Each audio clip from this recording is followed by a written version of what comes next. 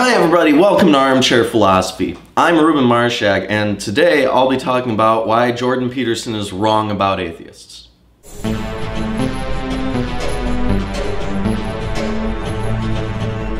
On my last episode of Armchair Philosophy, I discussed the debate between Matt Dillahunty and Jordan Peterson and carefully went over Dillahunty's talking points as regards moral skepticism. In that video, I promised that in the next video, this video, I would be talking about Jordan Peterson's arguments. So if you haven't seen the previous episode and you'd like to see my position on Dillahunty's stances, you should go check that out in the description below. Which now Lawrence has to put in the description against his will. Ha!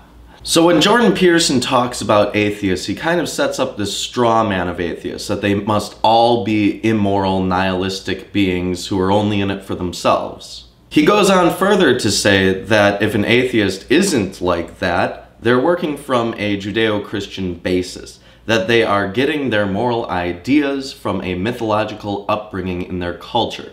But while this may be true for many people, there is a strong case for secular morality, as is seen by the field of ethics, and there's also many different cultures with many different religions and mythological histories. And while Joseph Campbell established that mythological trends can be established between cultures that are common, it isn't the case that all of these different cultures and mythologies are trying to convey the same moral lessons. So by making his statement about the importance of this mythological tradition, he is essentially being an ethnocentrist. He is saying, this is true and it is useful to believe this, while it is not true and useful to believe those other things. Now, perhaps he may think that this depends on context, that when you're in a Muslim nation, you should follow Muslim nation rules and believe what Muslims believe, and while you're in the US, you should follow a Judeo-Christian mindset. However, I think Peterson would be quick to dismiss that position and wouldn't actually hold it because he goes out of his way to criticize other nations and their traditions on a frequent basis. Also, with regards to Peterson's stance about needing a more mythological foundation for your moral beliefs, what exactly is the position regarding the people who made up these stories? Did they have no ethical stances that they were trying to convey? If they did they get those from previous myths? What about the people who wrote those myths or made them up if there was no writing system in place? Ultimately, Peterson never actually supports the claim that a transcendent being exists outright. He just states that belief in one and the moral systems that follow from it are useful for society. While in certain cases this is true, there are certainly religious traditions, such as female genital mutilation, which are not beneficial to society. By recognizing that fact, Peterson must have people choose which traditions they want to follow and which specific lessons they want to take from the stories that they read within their own tradition. Ultimately, he's saying that these mythological stories are useful for conveying ethical stances, but that people must ultimately pick and choose on their own, which is to say they have to come to their own morality.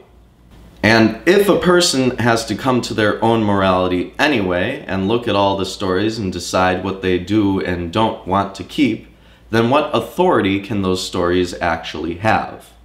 What's more is that it goes against the law of parsimony in science, which is that if we have a simpler way of explaining something accurately, then we should go with that. We should avoid unnecessary complexity.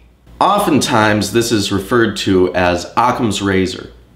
Whereas with a skeptic tradition, you would have to create your own morality through a rationalistic basis.